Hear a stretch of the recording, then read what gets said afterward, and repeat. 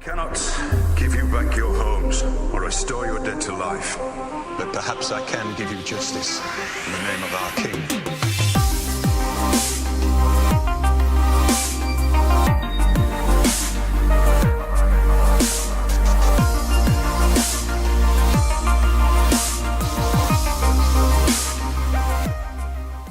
Hey everyone, the Season 7 finale of Game of Thrones just aired, and as we expected, there are more problems in Westeros. If you haven't seen the episode, go ahead and watch it first, and then come back here. Anyway, let's get into it. One of the more lengthy scenes in the episode is the meeting at the Dragon Pit. Jon Snow, along with Tyrion, Daenerys, their group, and Dany's army, meet with Queen Cersei, Jaime, Euron, and their whole team.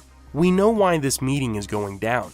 It's because of the White, and more importantly, what it represents. Pretty much the idea is, everyone must rally together and risk it all to hopefully escape the chance of becoming a soldier for the dead. It's kind of a catch-22, no matter how you look at it. During the scene, we have a lot of character reunions. Brienne and the Hound and the Mountain, the Hound and the Lannisters, Tyrion and Cersei, Podrick and Bronn. You get the point. A lot of stuff is going down in such a short span of time. It's not terrible, just a little faster paced than previous seasons. One important moment from the meeting is the Hound and the Mountain's interaction. If that doesn't reopen the possibility of Clegane Bowl, I don't know what will. The Mountain doesn't do a thing without being commanded. We see this when his brother is talking down to him. All the pent-up rage Sir Gregor had for his younger brother in life seems to be subdued by the control Qyburn has on his creation. As winter crosses over King's Landing, I wonder if the Mountain will be affected by the Night King or White Walkers in general. He's basically a reanimated corpse, not much different from White. If the Night King continues to raise every creature, not just dead wildlings, then there's a possibility we may see some interesting things happen with Frankenstein's monster. Also, since we're talking about what might happen in the future, what about the false alliance Cersei struck with the others? She saw what came running out of that box. If Cersei honestly plans to wait out the result of the Great War and not help the living fight, there may be no choice but for her life to end. And how would that be, you ask? Well, of course I'm referring to the Valonqar prophecy. Cersei's children would die, a younger, more beautiful queen would take everything she holds dear, and Cersei would die by the hands of the Valonqar. Now, this is what a young Cersei was told by Maggie the Frog, a woods witch, after being ordered to tell the girl's future. If this prophecy comes true, then the Valonqar will be responsible for ending Cersei's life. So who might it be? Is it Tyrion, the younger imp brother that killed their mother in childbirth, or is it Jaime, Cersei's younger twin? Some fans believe the Valonqar may be Arya, since in High Valyrian the term doesn't classify a gender, so it could be a girl. Arya may kill Cersei herself, since her name is on Arya's list. Alright, let's move on over to Winterfell. Sansa holds court to charge Baelish with the many crimes he's racked up against the Stark family. It starts out with Littlefinger believing he's manipulated Sansa into executing her sister. Luckily for the Starks, Sansa saw right through Littlefinger's lies. I think this is a great example of the Three-Eyed Raven's influence. In Game of Thrones, it is often said stories and songs are all we have to rely on when it comes to facts about ancient history. Bran is a human fact checker. He can target an event and dial into that very moment via his grain sight. He knew every move Baelish made. Not only was Sansa onto his tricks, but Bran has the power to know everything that's taken place, which makes it very hard to sneak around and deceive people. Now that Littlefinger is gone, what do we credit as the character's overall purpose now that his plot has finished? Should we view him as the guy who helped set up the chaos between the great houses of Westeros? Or just a lovesick guy who acted out because he could never have the one thing that he truly wanted most? I'm not sure. It might be a bit of both.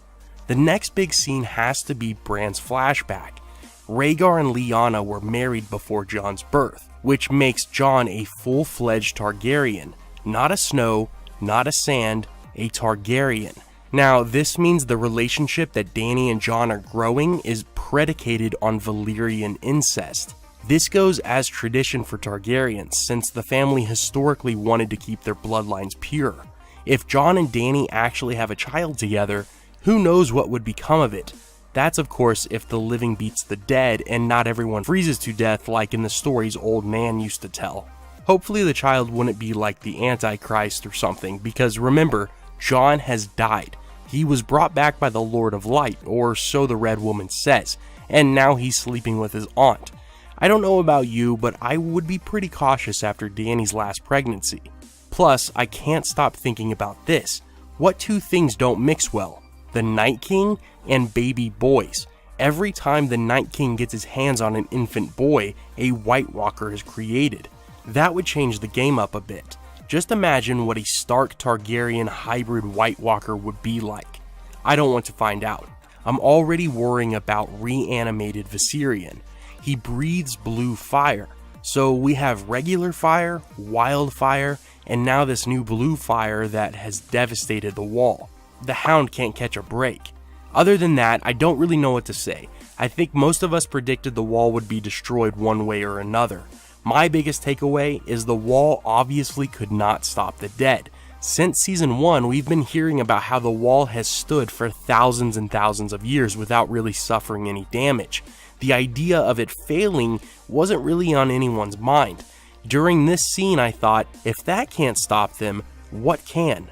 What about the 5 forts? The 5 forts are near Yiti and Essos. They are giant structures capable of housing thousands of men each, and they're made from the same mysterious black stone found in other spots around the world. The walls that surround the forts are 1,000 feet high, which is actually way taller than the wall, standing at only 700 feet high. I wonder if this will be a location where people bunker down, and maybe the mysterious black stone will protect against the dead, being similar to Dragonglass or something. What are your thoughts? Let me know down in the comments. Before you go, you might want to check out our sponsor, Geek Fuel. They are a monthly mystery box company devoted to geeky fans who love stuff like Star Wars, superheroes, Back to the Future, and even Game of Thrones. Each month they send out a new box filled with tons of gear, as well as member-only giveaways worth up to $1,000 or more. Go check them out at the link below. Thanks for watching. As always, have a great day, take care, and I will see you tomorrow.